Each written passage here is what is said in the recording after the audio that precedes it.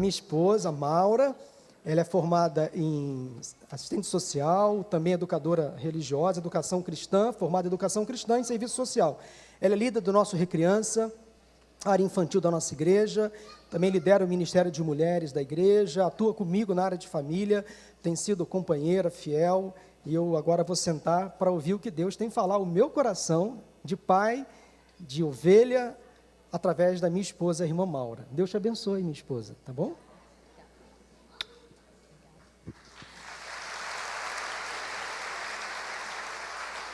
Graça e paz para os irmãos. É um domingo muito especial mesmo. Essa semana é a Semana da Criança. O Recriança não podia ficar sem fazer alguma coisa, deixar passar em branco, porque nós precisamos lutar pelas nossas crianças. Elas são nossas.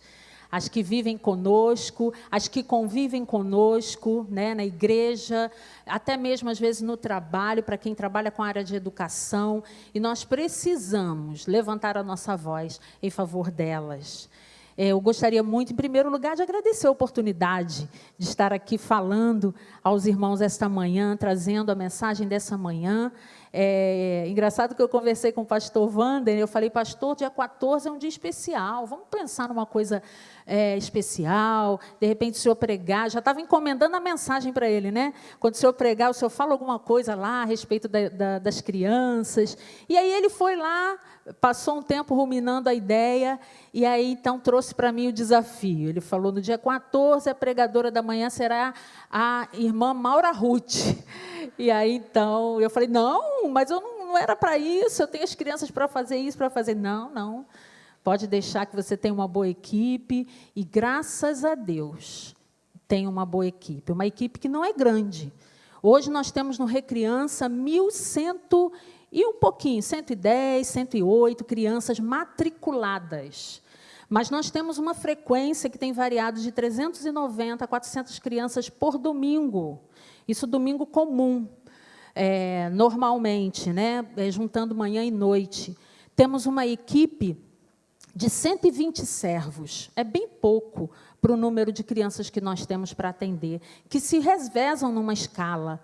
E eu agradeço e louvo a Deus pela vida de cada um deles, que entende que nós precisamos ensinar, cuidar, falar de Jesus a essas crianças. Louvo a Deus pela vida da Camila, que é a minha auxiliar de ministério. Louvo a Deus pela vida da Luciene, que está ali também no trabalho administrativo, mas a gente já está aos pouquinhos, né, inserindo ela também na vida ministerial. E agradeço a Deus pelos servos, pela recepção da igreja que vestiu a camisa. Hoje a gente tem uma equipe diferente, né, que veste a camisa, que está ali junto conosco, recebendo as crianças, fazendo o check-in com carinho, com amor.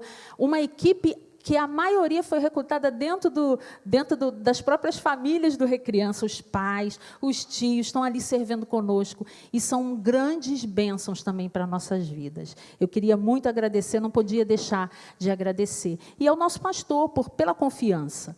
Muito obrigada, pastor Wander, pela confiança que o senhor me dá em estar falando aqui aos irmãos essa manhã. Não sou pregadora, eu sou professora, como meu esposo falou, sou formada em educação religiosa, fui formada pelo Seminário do Sul, no ano de 1995, amo ensinar, gosto muito dessa área. Falar para as pessoas, ensinar, ainda sou professora de escola bíblica, de adultos, e eu gosto também de trabalhar secularmente na área do ensino. E também sou formada em serviço social. Há mais ou menos uns 10 anos atrás, foi quando nós viemos para essa igreja congregar aqui, eu ouvi uma mensagem do pastor Ebenezer Bittencourt, que vai estar aqui conosco no Summit, e ele falou, ele tem uma veia social muito forte, e ele falou a respeito do órfão e da viúva. E eu, como crente, ali sentada no meu banco, eu perguntei, poxa vida, Senhor, posso fazer alguma coisa? E aí, então, eu fui levada a voltar para os bancos acadêmicos e fazer o curso de serviço social, que tem sido muito bom para mim. Gosto dessa área também, tenho tentado conciliar as duas coisas, tanto a educação como a ação social. É difícil, mas é possível, e Deus tem me abençoado e tem honrado. Amém? nós vamos falar um pouquinho sobre essa geração nova. Os irmãos viram aqui, né, um pouquinho, foi uma pequena fração, porque não podíamos colocar todas as crianças aqui no púlpito, pegamos uma pequena fração, colocamos aqui. Nós estamos já, além da geração X, Y e Z, nós já estamos na geração alfa. 2018 é o tempo da geração alfa. A geração alfa foram crianças nascidas a partir do ano de 2010. Ou seja, essas crianças de 8 anos, as crianças de 5, de 3, de 2, e que já são super antenadas. Alguns estudiosos, e isso ainda é especulação, acreditam que essa geração será uma geração de crianças hiperinteligentes, porque elas são muito, elas têm sido muito incentivadas, né? Elas são a todo tempo estimuladas por causa da tecnologia, principalmente por causa dela. E a tecnologia tem trazido muitos benefícios para nós, mas também traz alguns malefícios. E eu fiz uma pesquisa. Todo esse movimento frenético tem afetado muito as nossas crianças. 2 grandes institutos da América do Norte, um deles é a Sociedade Canadense de Pediatria e a Academia Americana de Pediatria, foram responsáveis por uma série de estudos bem profundos sobre o uso de smartphones e tablets, que é bem comum hoje as crianças utilizarem, né, essa geração alfa. E eles elencam 5 problemas. E essa no caso, a minha introdução falando da tecnologia, mas, infelizmente, às vezes a gente exagera no uso dessa tecnologia, principalmente sendo permissivos com as crianças. São 5 problemas. O primeiro deles é o comprometimento no desenvolvimento cerebral. Crianças de até 2 anos têm se tem uma superexposição a eletrônicos nesse período, podem serem prejudicados e podem causar déficit de atenção deles. Atraso cognitivo, distúrbio de aprendizado, aumento de impulsividade e diminuição da habilidade de regular as próprias emoções. Outro problema também são problemas relacionados ao sono.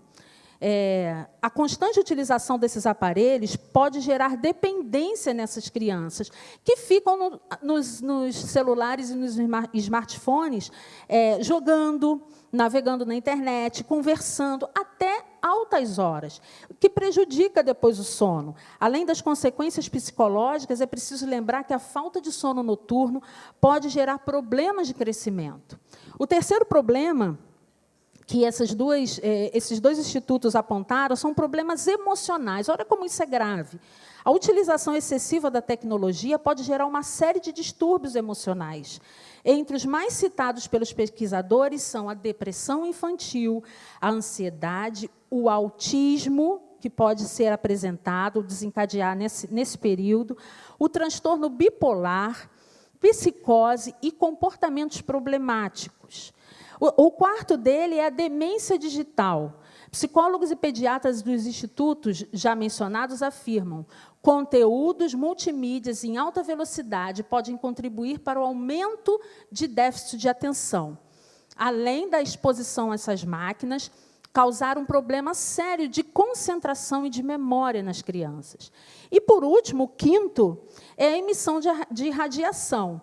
Ainda é bem polêmico esse assunto. Não existe assim algo muito concreto em relação a isso, bem pouco conclusivo. Mas há algo que nós, pais, e a própria igreja, ou aquele que toma conta de uma criança, pode entender que as crianças são mais sensíveis a agente radioativo. Então, se realmente existe algum tipo de emissão de radiação, é bom a gente evitar. Então, tudo isso ligado e associado a uma enxurrada de informações, podem tirar de nós, pais, igreja, professores, né, quem trabalha no ambiente acadêmico, autoridade. Por quê? Porque valores têm sido quebrados.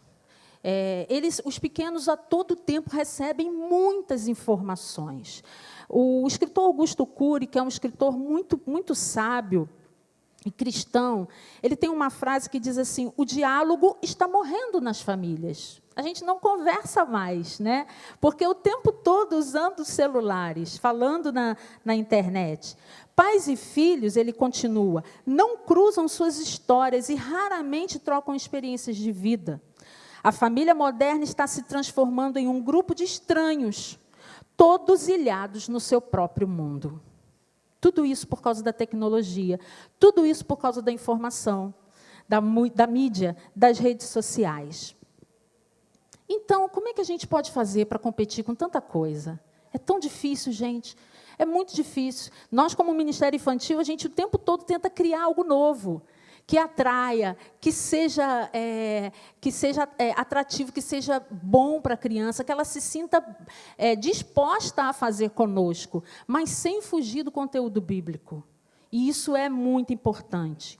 Eu gostaria de ler com os irmãos Provérbios 22, 6. Eu acredito, esse versículo já foi falado aqui várias vezes na nossa introdução, nas nossas músicas, né? Nas orações, mas ele é uma receita milenar que não dá errado. Não dá errado. Provérbios 22, 6. Como é um versículo só, eu gostaria de convidar vocês a lerem comigo, ok? Vamos lá?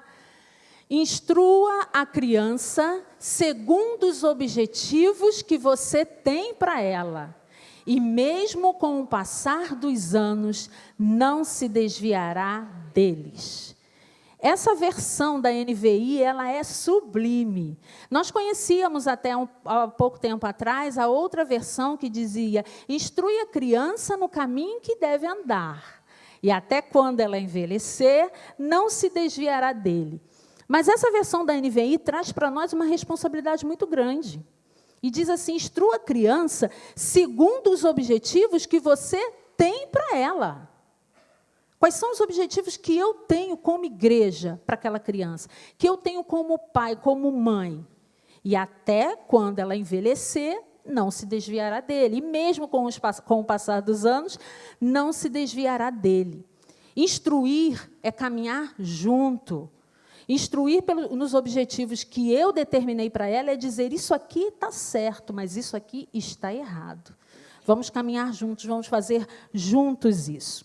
Eu queria que vocês pensassem em 3 cenários, que geralmente são cenários que as crianças aprendem e passam a maior parte do tempo.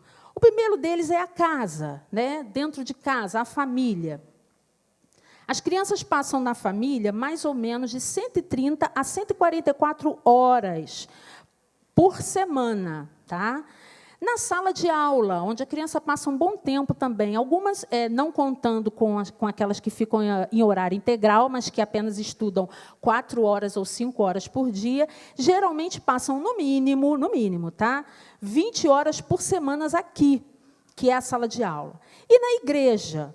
Na igreja ela passa bem pouco tempo, geralmente de 2 a 4 horas. Se a família frequenta apenas um culto, a criança passa 2 horas, que é o tempo do culto, lá cultuando, aprendendo a Bíblia. Se ela vem a 2 encontros ou 2 reuniões, a família vem a 2 reuniões, a criança passa, geralmente, por semana, 4 horas diárias. Mas, antes de mais nada, eu citei aqui a respeito da escola. É preciso deixar claro que a escola não tem o papel de educar a criança. A escola não é responsável por isso. Esse papel é dos pais, é o papel da família. Quem dá a base, a sustentação. É isso mesmo. A gente está terceirizando, né? Quem dá a base, a sustentação, as diretrizes para o crescimento da criança é a família dela. O trabalho pode até ser feito em conjunto, família e a escola.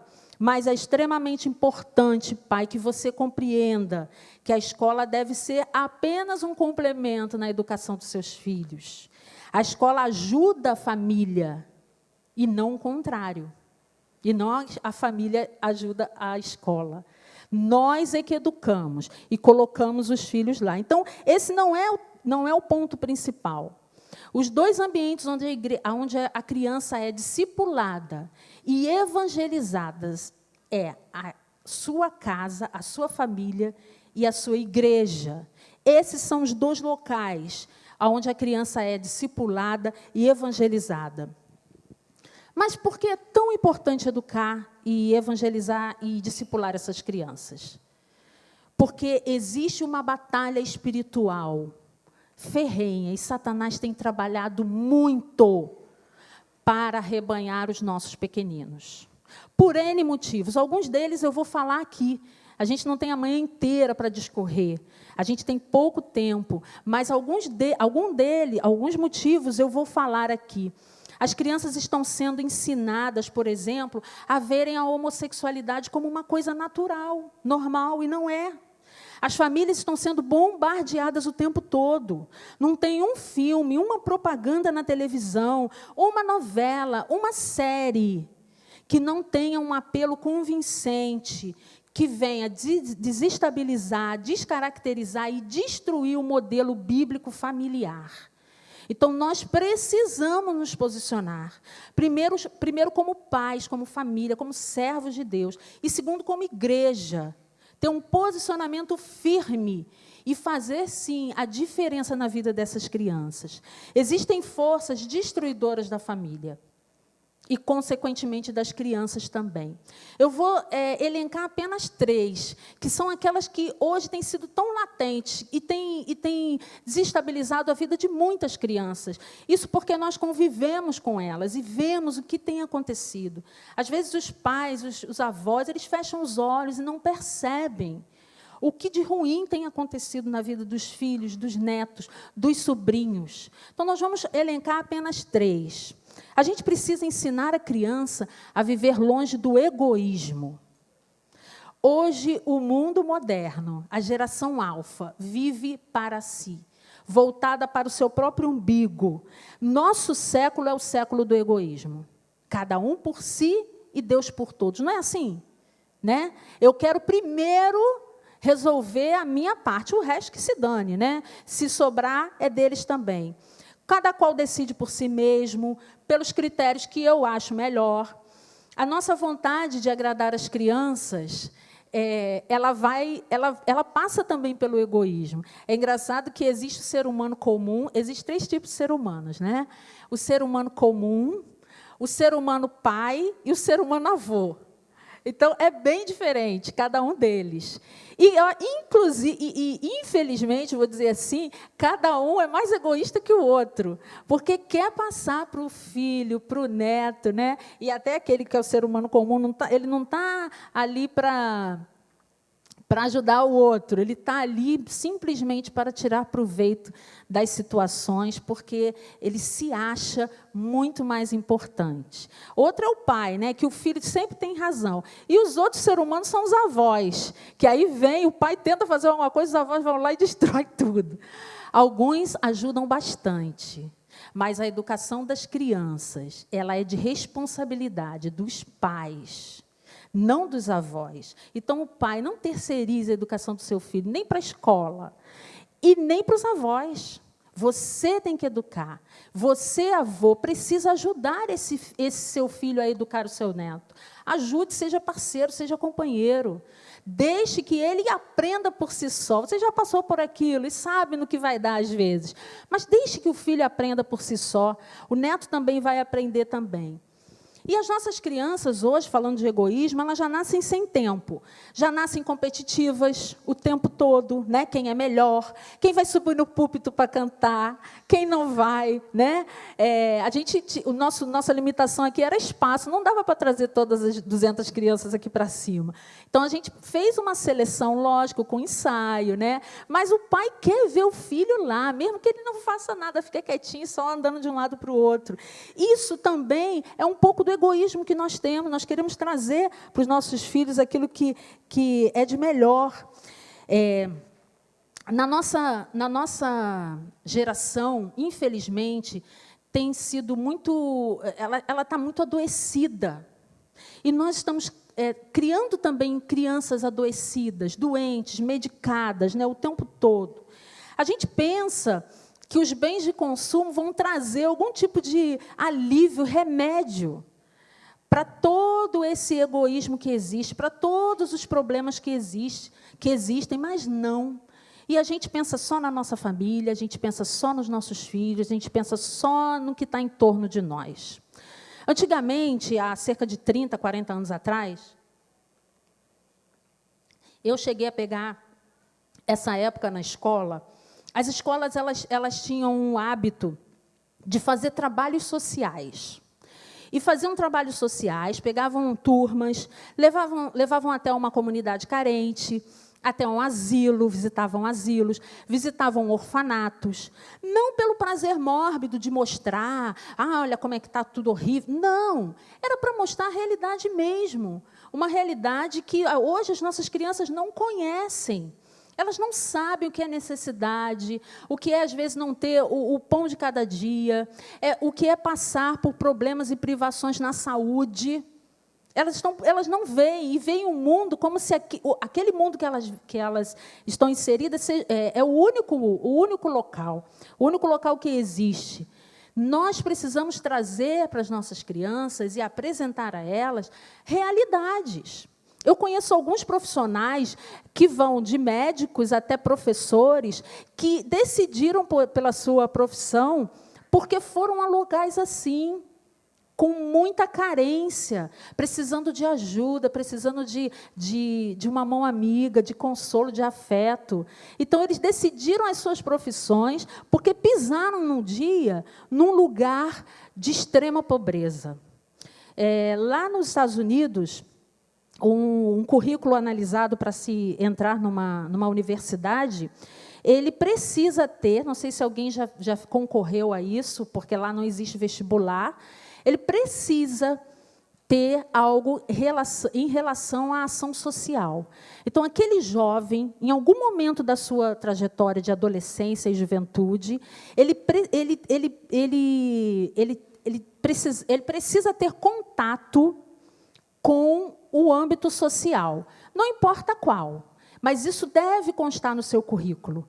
Isso é algo importante para eles, é uma cultura diferenciada. E a gente tira isso, e hoje as escolas ensinam mais um conteúdo bem conteudista, porque as crianças precisam, os adolescentes e jovens precisam passar no Enem para entrar na faculdade, e esquecem toda essa área social. E o que acontece? As crianças pensam e entendem que aquele mundo que elas vivem é o único, que não existe pobreza, que não existe miserabilidade, que as pessoas estão todas felizes, e não é bem assim. O egoísmo, na verdade, é um bem-estar primitivo. Eu digo primitivo porque ele leva em conta apenas a própria sobrevivência, e o resto é ignorado. Faz a criança ter a ideia mítica de que tudo que existe no mundo existe em função dela. Piaget defende que o egoísmo é natural e tem que existir nos primeiros estágios da infância. No entanto, à medida que surge uma consciência moral e os adultos dotam as suas crianças de regras e valores, esse sentimento egoísta precisa acabar. Precisa sair da vida da criança. E uma das principais maneiras de se diminuir o egoísmo é frustrando as crianças. Isso mesmo, dizendo não. Você não pode fazer isso. Até aqui você pode, daqui para lá é o espaço do seu amigo. Até aqui você pode fazer, daqui para lá é o outro que tem a oportunidade de fazer também. Hoje, crianças de 2 anos de idade dormem às 2 da manhã. Comandam o que tem na geladeira e na despensa da casa, determinam o programa que a família vai fazer, e se ela não quiser sair de casa, também ninguém sai de casa, ficam horas na frente da televisão, e ai de quem desligue aquela televisão, comem besteiras, biscoito, pizza, batata frita, ao invés de uma boa refeição, ganham o 27º, o 30º brinquedo, só porque caíram no chão do shopping e começaram a fazer pirraça. São essas crianças que nós estamos educando. Crianças egoístas, que só olham para si, que acham que a família precisa servir a elas o tempo todo. E não é assim. Nós precisamos educar os nossos filhos a serem altruístas, se preocupar com o outro, olhar para a dor do outro, Pai e mãe, vocês já pensaram que se você alimenta o egoísmo nos seus filhos, quando vocês estiverem mais velhos, precisando da ajuda deles, vocês acham que o egoísmo deles vai deixar ele cuidar de você? Eu acredito que não. Isso vai reverter contra você mesmo. E nós vamos, ou aqueles pais que fizeram isso dessa forma errada, vão parar num asilo, sim. Porque ninguém vai querer cuidar. Porque o filho não se coloca no lugar do outro. Porque o filho não sabe o que é a dor, não sabe o que é perder alguém, não sabe o que é viver na miséria, na pobreza, com desemprego e etc. Alguns pais acabam cedendo aos pequenos porque acreditam que passam um pouco tempo com eles durante o dia. E eu não posso negar nada para uma criança que eu quase não fico, né? Esse é o pensamento do pai. E aí a gente se sofre, se culpa e acaba alimentando o egoísmo dessas crianças. Nós precisamos mudar a maneira de criar os filhos e de ensinar as crianças. Em vez de investir neles apenas para que eles sejam bem-sucedidos, ricos, proprietários, isso é saudável, mas ao invés de fazer só isso, ou com uma excelente condição econômica, vamos criá-los de modo que estejam prontos a se doar por uma boa causa. Alguns pais oram para que Deus levante missionários, né? Não é isso? Não é? A palavra não diz assim, orai, clamai, pois, ao Senhor da seara, que envie trabalhadores para a sua seara. Não é isso? A gente ora, mas quando o nosso filho se levanta e vem à frente para ir para a seara, a gente diz assim, não, Senhor, o meu não. Não é assim, gente? A maioria faz isso. Ore para que seu filho tenha bom coração. E sirva ao Senhor na forma que Deus quer que ele sirva. Se for para o ministério, amém. Se for para ser um bom profissional, mas que fale de Cristo aonde ele estiver inserido, amém. Mas que ele esteja com o coração na obra do Senhor, que seja uma pessoa altruísta, bondosa e que não olhe somente para o seu umbigo. Como o egoísmo afeta as crianças? Enfraquece os vínculos familiares, lógico. Ninguém fica perto de uma criança egoísta. Se torna violenta e competitiva, perde a moral e os valores, busca riqueza e ostentação o tempo todo e fica e desaparece a compaixão e o altruísmo no coração dessa criança. A gente precisa entender que o Evangelho de Jesus Cristo, ele veio para fazer com que o pecador se arrependesse dos seus pecados, suplicasse o perdão de Deus para a sua vida e aceitasse o sacrifício de Jesus. Esse exercício é tirar o eu do trono. E quando eu tiro o eu do trono, eu digo para o Senhor, Senhor, vem e toma conta da minha vida e reina em mim. Eu quero fazer as coisas para ti. O Evangelho é o contrário do egoísmo. O Evangelho é altruísmo o tempo todo. O nosso papel é ensinar a criança isso, para que ela possa viver longe do egoísmo. Para isso, ela precisa saber que é amada, que é aceita pela família, pela igreja. Ela precisa estar livre do medo, sentir-se segura, acolhida o tempo todo. Ela também deve se sentir realizada e saber que a sua atuação e participação na sociedade é importante, sim, que nós somos seres gregários, que nós precisamos viver do lado do outro o tempo todo. É vida na vida. Compreender que vale a pena viver em função do outro e não apenas para si mesmo. Então, ensine a criança a viver longe do egoísmo. A segunda força destruidora da família e das nossas crianças também é o hedonismo, que é um pouco parecido com o egoísmo. Só que o hedonismo, ele busca o prazer o tempo todo. A palavra vem do grego, hedone, que quer dizer prazer, deleite e aprazimento. O hedonismo prega que o principal, ou mesmo o único alvo da vida humana, é a obtenção do prazer. O lema do hedonismo é: aproveite a vida, relaxe, pare de sofrer, você merece. Nós temos criado filhos e crianças no nosso meio puramente para sentirem prazer e felicidade. E esse sentimento é um sentimento como se fosse o sentimento de consumo. A pessoa que precisa comprar o tempo todo para se sentir feliz, é mais ou menos isso. O sentimento do hedonismo, ele vem para suprir uma carência. Se a criança tem esse sentimento, ou tem essa característica, provavelmente existe uma carência nela muito grande. A falta de alguém, né? A falta de carinho, de diálogo, de aconchego, de acolhimento na família. Principalmente hoje, quando o nosso mundo é tão voltado para o consumismo infantil. A gente, agora, hoje é o domingo mais próximo ao Dia das Crianças, né? Eu acredito que cada pai, mãe, avô aqui guardou um dinheirinho, comprou um presente para essa criança. Nós temos movimentado aqui no Brasil cerca de 50 bilhões de reais somente nessas datas festivas, que são Natal e Dia das Crianças. Então, o mundo tem investido pesado no consumo infantil. E as crianças querem a todo tempo um celular novo, um brinquedo novo da moda, um videogame, o último, né? O mais moderno, porque elas querem se sentir felizes. Os pais acabam passando isso para ela. O mundo investe pesado porque os pais não param de consumir o tempo todo. E acabam dizendo, de forma até subliminar para aquela criança, que feliz é quem possui alguma coisa. Que feliz é quem tem algo palpável.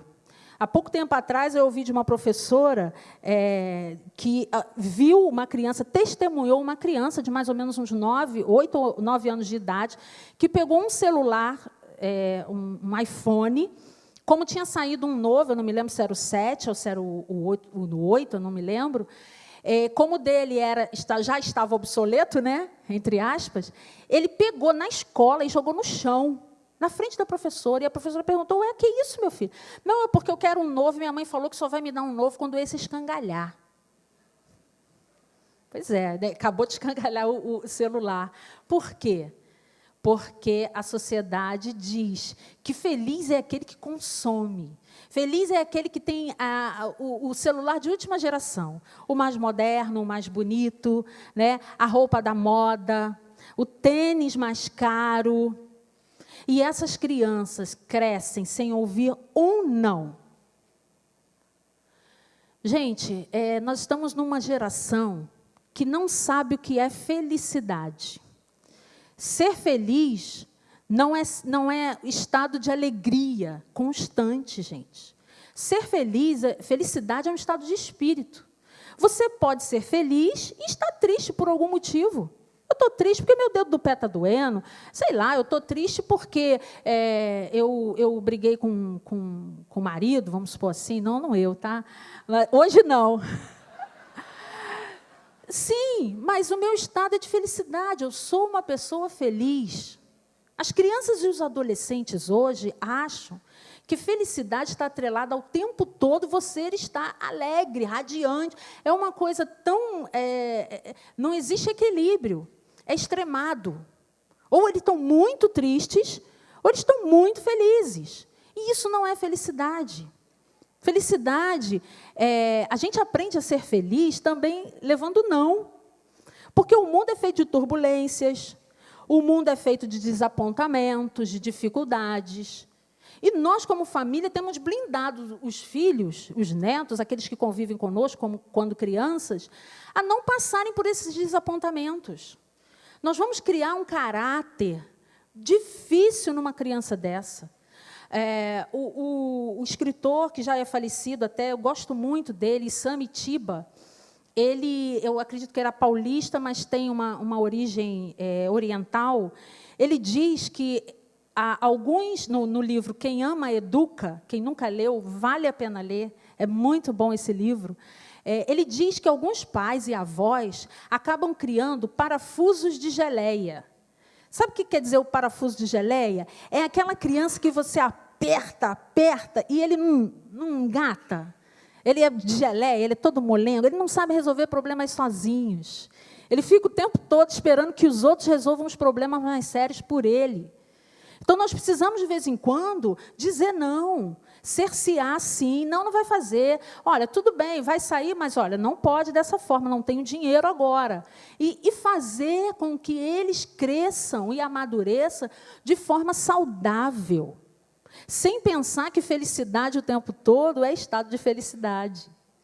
Eles precisam entender isso. O hedonismo acaba até em suicídio. Infelizmente, entre os adolescentes, entre crianças, pasmem, crianças que convivem conosco, sentem tão tristes às vezes porque querem morrer, tirar a própria vida. Isso é coisa do inferno. Então, vamos sim lutar por essas crianças para que elas não tenham esse sentimento de hedonismo. Como o hedonismo afeta as crianças? O mau uso da internet e da televisão, o incentivo ao culto ao corpo, né? Eu quero sentir prazer, eu quero que as pessoas me elogiem, me digam que eu estou bonita. A erotização e a sexualidade precoce e exagerada, o apelo ao consumismo, ele acaba flertando com as drogas. Não é só adolescentes que flertam com droga, não, gente, crianças também. Porque aquele que usa drogas, ele diz para ele mesmo, o meu prazer é mais importante do que qualquer outra coisa. E aí, então, ele entra no mundo das drogas. E, por fim, uma juventude inconsequente, descomprometida. Não crie parafuso de geleia. Crie homens e mulheres de Deus, que sabem, sim, que vão saber ouvir um não. E é engraçado, meu pai falava assim, que às vezes a gente fala, poxa, fulano está com raiva, né? Nós temos 2 filhos, eu tenho um menino de 19, tenho uma menina de 14. E aí, às vezes eu comento com o Zé Paulo, eu falei, pois é, ela está com raiva. E meu pai dizia assim, e dizia para mim, raiva é uma coisa que dá e passa. E dá e passa mesmo. Que deu, várias vezes passou. Outra coisa que ele falava com raiva, que era raiva também, ele era muito direto, né? Eu já não tenho meu pai. Ele falava assim, está com raiva? Tira as calças pela cabeça. Quem já ouviu isso? Já ouvi muito. Tá? Então, a raiva vai dar, vai passar, e a gente vai aprender a ser adulto. Vai ter dentro de nós uma autonomia. O que é uma autonomia? É de dentro para fora eu saber fazer as coisas. Eu não vou precisar do outro. Daqui a pouquinho eu vou estar sabendo fazer tudo. Porque eu ouvi um não. Porque eu ouvi, olha, está na hora de dormir. Olha, celular, chega. Vai ficar 1 mês sem. Né? E, às vezes, tem pai e mãe que escondem o celular, deixam a criança ou o adolescente sem o celular e tem que esconder, porque senão eles pegam. Não pode, não. Pai e mãe tem que tirar o celular e deixar lá em cima da estante. Se pegar, já viu. Tem que ser assim. Isso é autoridade. Isso é autoridade. E a criança e o adolescente precisa respeitar essa autoridade. Valor, de fato, é transmitir verdades bíblicas aos pequeninos. Não é comprar nada. Ensinar que felicidade e prazer só se experimenta de verdade quem recebe Jesus como Salvador. Fora isso, gente, vai haver sempre um vazio, né? Aquele buraco enorme. Fora isso, vai ter sempre alguma coisa. Então, a felicidade, de fato, só está em Jesus. Mateus 6,33 diz que a gente primeiro tem que buscar o reino de Deus e a sua justiça, que todas as outras coisas serão acrescentadas. Isso é que nós temos que ensinar aos nossos filhos. Filho, nós não temos agora isso aqui para lhe proporcionar, mas, olha, a palavra de Deus diz que se a gente buscar o Senhor em primeiro lugar, todas as outras coisas serão acrescentadas. Tudo que for necessário será acrescentado na sua vida e na nossa vida como família também. E, em terceiro e último lugar, a gente precisa ensinar a criança a viver longe do ocultismo. E aí eu vou falar de algumas coisas místicas, esotéricas, bruxarias, feitiçarias, que a gente pensa que está tão longe de nós, mas não está. O ocultismo dos dias atuais é uma disposição para crer no que é misterioso e sobrenatural, com uma tendência do sincretismo religioso, tudo misturado, né? Hoje existe uma verdadeira febre de interesse por assuntos espirituais. As pessoas estão sempre buscando uma experiência espiritual e sobrenatural, não é verdade? Isso é muito comum, todo mundo está buscando isso, em todos os lugares. Existem muitas verdades que têm sido anunciadas como boas, e não são, de fato, boas novas. Infelizmente, os grupos que vêm crescendo são exatamente aqueles que estão mais longe da palavra de Deus.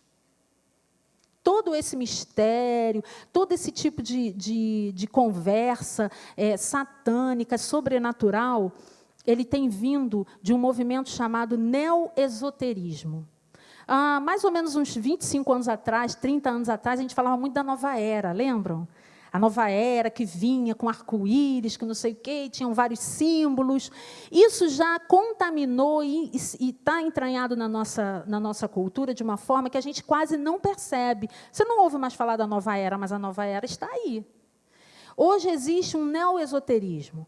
Então, é tudo relacionado à busca de Deus e à busca do sobrenatural. E, pasmem, algumas crianças têm se declarado discípulos de Satanás, mesmo, de Lúcifer, através do ocultismo.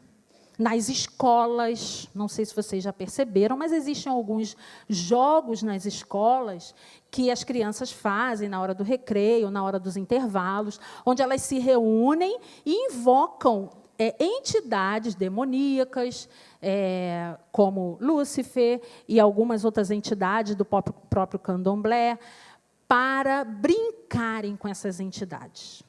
Há pouco tempo atrás, eu e Zé Paulo estávamos aqui no culto e nós fomos chamados lá no Recriança. E nós fomos até lá e chegamos lá. Nós nos deparamos com uma cena muito triste, de uma criança que tinha brincado, entre aspas, com uma entidade na escola, e ela contou para a gente o que aconteceu. E todo lugar que ela ia, ela via. Todo lugar que ela ia, ela via. Nós oramos ali, repreendemos aquele espírito e acompanhamos aquela criança. Mas isso é muito comum. Isso foi uma coisa que aconteceu aqui. Mas isso é muito comum. E hoje os nossos filhos estão brincando com o ocultismo. Um fenômeno recente que continua sendo de grande interesse, infelizmente, despertando nos adolescentes e nas crianças o amor pela leitura de livros de até 500 páginas, é o chamado fenômeno Harry Potter. Nessa série de livros, a autora satanista declarada, J.K. Rowling, ensina práticas de feitiçaria e bruxaria. Crianças e adolescentes são fortemente atraídos pela magia da série, que já vendeu mais de 260 milhões de cópias no mundo todo. Um jornal nos Estados Unidos, editado lá, chamado The Union, numa reportagem sobre o fenômeno, registrou depoimentos de algumas crianças. Tinham várias, eu só peguei 3. Tá? E não coloquei o nome dessas crianças. Só coloquei, um menino de 10 anos disse assim: os livros de Harry Potter são bons porque ensinam como você pode usar a magia para controlar as pessoas e se vingar dos seus inimigos. Uma menina de 6 anos declarou: Jesus Cristo morreu porque era um fraco e estúpido. Harry Potter é que é legal. E um menino de 11 anos, pasmem, disse assim: os livros de Harry Potter são incríveis. Quando eu crescer, vou aprender necromancia, tá? E invocar os maiores demônios da Terra. Isso é o que Harry Potter ensina. Tem esse livro em casa? Queima. É Inquisição? Inquisição Santa. É Santa Inquisição. Joga fora. Não dá para ninguém, não. Pelo amor de Deus. Engraçado, vou abrir um parêntese aqui. Tem pai e mãe que dá uns negócios aqui para criança, né? Às vezes chega caixas e mais caixas de DVDs, livros infantis, e a gente só vai, lixo. Não tem como. Não tem como, gente. Tem coisa que não dá nem para dar para os outros. Tem que jogar no lixo, tem que queimar. Você tem que se desfazer. Ninguém pode mais pegar aquilo. Esse jornal, The Union, ainda relata nessa reportagem que, apesar dos protestos da liderança cristã no local, milhões de crianças estão desejosas de entregar as suas almas a Lúcifer para fazer magia. O líder da primeira igreja de Satanás no estado de Massachusetts afirmou, olha a afirmação do líder: Harry é uma dádiva para a nossa causa. Uma organização como a nossa prospera com esse sangue novo. E a maioria é jovem e virgem. Lucro fácil. O fato é que, em 1995, cerca de 100 mil adultos eram envolvidos em seitas satânicas. Mas, depois do fenômeno de Harry Potter, esse número subiu para 14 milhões de seguidores, dos quais a maioria são crianças e adolescentes.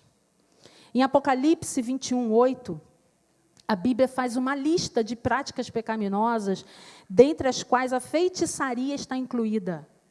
Mas, quanto aos tímidos, aos incrédulos, aos abomináveis, aos homicidas, aos que se prostituem, aos feiticeiros e aos idólatras e a todos os mentirosos, sua parte será no lago que arde no fogo e no enxofre, que é a segunda morte. Eu queria trazer algo um pouco mais perto de nós, né? Apesar dos livros de Harry Potter serem livros já traduzidos para o português.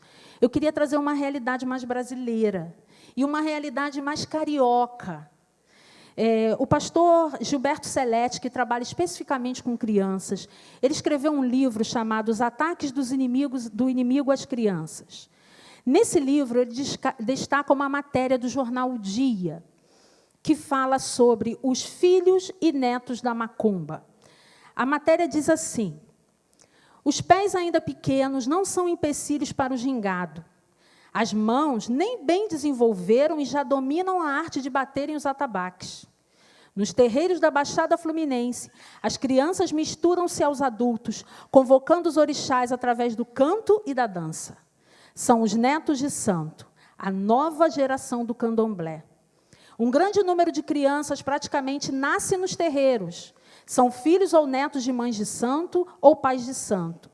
As cantigas de ninar são os pontos de entidades espirituais. O mais novo, Ogã, que é uma designação dada aos homens que dão ritmo à dança e à invocação dos espíritos tocando tambores, o mais novo deles, da Baixada, é o menino Ricardo Neres, 4 anos de idade. Ele é neto de uma das mais antigas mães de santos de Nova Iguaçu. Ricardo foi apresentado para ser Ogã quando tinha 2 anos. E já dominava o atabaque mais difícil de ser tocado. 2 anos. Ele tinha 4 na época da reportagem. Um outro exemplo é de Paula dos Santos, 6 anos de idade, do mesmo terreiro de Ricardo. Quando tinha 2 anos também, passou a ser chamada Paulinha de Xangô. E assim, como as adultas, deitou no santo, um processo onde os futuros filhos de santo permanecem recolhidos dentro de um quarto, comendo os alimentos prediletos dos orixás e dormindo. Assim como foi determinado que ela seria chamada Paulinha de Xangô, o jogo de búzios também irá determinar quando a menina passará a incorporar a entidade. Crianças podem ficar possessas por demônios. A gente tem uma visão, né? Não, mas é um anjinho. Crianças ficam possessas por demônios. Marcos, capítulo 9, o evangelista relata um menino surdo e mudo, que caía endemoniado. E os discípulos de Jesus não conseguiram tirar o demônio daquele menino. Sabe por quê? Porque precisa de muita oração e jejum. Nós precisamos orar e jejuar por nossas crianças. Nossas crianças de casa, da família, nossas crianças da igreja e as crianças do Brasil. Nós precisamos fazer isso. Porque essa casta, assim como Jesus falou lá no Evangelho de Marcos, só sai com jejum e oração. Orem pelo ministério infantil. Crianças ficam, sim, opressas. E e também possessas por demônios. Isso é verdade. Isso é verdade. Se preocupem, orem, jejuem. Como o ocultismo afeta a criança? A criança passa a não reconhecer o sobrenatural de Deus. Deus é Deus, faz pouquinha coisa. Viram um relato lá da menina de 6 anos, depois que leu o livro de Harry Potter? Jesus foi um bobo, um ridículo. Para que ele morreu na cruz? A criança passa a não reconhecer que há poder na palavra de Deus. A criança passa a não reconhecer o poder da graça salvadora de Jesus. Quando ela se envolve com o ocultismo, ela esquece que do sobrenatural de Deus, ela esquece que há poder na palavra de Deus, e ela esquece que há salvação em Jesus Cristo. E como nós podemos fazer isso? Elas precisam conhecer o sobrenatural de Deus. A gente precisa contar que coisas sobrenaturais acontecem sim, para aquele que crê e tem fé. Porque um homem foi engolido por um grande peixe, ficou no ventre dele 3 dias e 3 noites, isso é sobrenatural de Deus. 3 homens entraram numa fornalha e haviam 4 lá e eles não ficaram queimados, nem a roupa, nem ficaram com cheiro. Isso é sobrenatural de Deus. Um homem foi jogado numa cova de leões e não morreu. Leões famintos, porque os anjos do Senhor fecharam a boca dos leões. Um outro homem orou e Deus mandou fogo do céu e consumiu um holocausto de um Deus pagão. Sobrenatural de Deus existe. Nós precisamos contar para os nossos filhos, antes que os professores de ensino médio, de faculdade, digam para eles que o mundo foi feito através de uma evolução. Não. O mundo é criação de Deus, não é obra do acaso. Existe um Deus que criou todas as coisas. As crianças precisam conhecer da palavra de Deus. A Bíblia expõe com clareza aquilo que o homem é, não encobre nada. Muitas religiões encobrem aquilo que o homem é, dizendo que o problema foi a criação. Não. O homem é pecador, sim, precisa de Jesus, sim. E há poder na palavra. Só o conhecimento da palavra vai afastar as crianças do ocultismo, do misticismo, do candomblé e de tantas outras religiões que as afastam de Deus, da feitiçaria, da bruxaria, da magia. Só o poder da palavra de Deus, o conhecimento da palavra de Deus. Há pouco tempo atrás, um pai me perguntou por que a gente, toda reunião no Recriança, a gente tem memorização de versículo. Porque a criança precisa memorizar a palavra de Deus. Se ela vem à igreja uma vez no domingo, ela, pelo menos um versículo ela vai aprender no domingo, durante a semana. Ela precisa memorizar, porque é só através da palavra que ela vai combater aquilo que Satanás está trazendo para ela numa bandeja. E outra coisa, e a mais importante, hoje nós vimos 10 crianças se batizando aqui, mais variadas idades. A partir de 7 anos, a nossa igreja já recebe essas crianças. Não existe uma idade, não, mas então é a partir dos 7? Não existe uma idade específica. Existe, sim, uma consciência de que ela precisa de Jesus. Quando a criança tem essa consciência, ela já está preparada para receber Jesus. E isso é o mais importante. Ela receber a Jesus como seu Senhor e Salvador. A criança tem um coração aberto para o Evangelho. Ela tem uma natureza humilde. Ela é crédula. As crianças acreditam em tudo. Se a gente conta que existe Papai Noel, elas acreditam. Se a gente conta que existe Fada do Dente, elas acreditam. Acreditam nessas bobagens. Elas precisam acreditar em Jesus. Entregar suas vidas a Ele e dizer, Senhor, eu vou te seguir o resto da minha vida.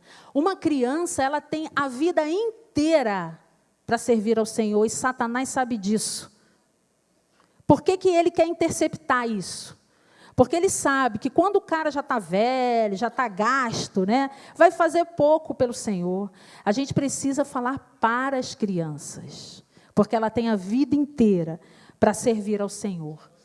Nós estamos numa época de decadência. Decadência fala de declínio, de abatimento, de estrago, de corrupção, em várias áreas. Ao longo da história, os povos que se desenvolveram, alcançaram prestígio, fama, chegaram ao apogeu, declinaram. Essa é uma época de decadência. Mas não é decadência de um povo único, exclusivo, não. É uma decadência moral, valores espirituais acabando e sendo destruídos no mundo todo. Não é pontual mais. É uma esfera mundial. Não está mais localizada num lugar. Tudo isso é consequência do pecado.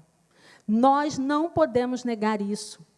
Não tem maneira nenhuma de apagar o pecado sem ser através do sangue de Jesus. E nós precisamos contar que o sangue de Jesus purifica todo o pecado, até o pecado infantil. Ah, mas a criança peca? Peca. Eu vou contar para terminar, uma experiência minha. Quando eu tinha mais ou menos 9 anos de idade, 9 anos, eu fui criada na igreja. Os meus pais já eram crentes quando eu nasci. Mas, quando eu tinha 9 anos de idade, eu ouvi um apelo num culto. Não estava no culto infantil, estava no culto de adultos. E eu ouvi um apelo, e um hino foi cantado. Um hino de adulto, gente, de cantor cristão. Ó, quão cego eu andei e perdido vaguei, longe, longe do meu Salvador.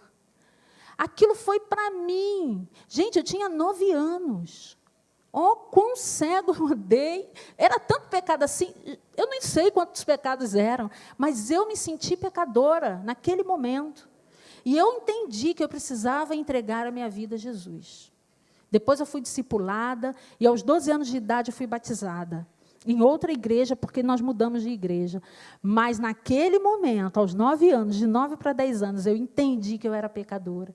Então, o sangue de Jesus me alcançou, me lavou, me purificou, fez de mim uma nova criatura. E eu era criança. Eu era apenas uma criança. Ensinar as crianças no caminho que devem andar é prepará-las para o futuro, é conduzi-las para um futuro, conduzindo-as para um novo nascimento.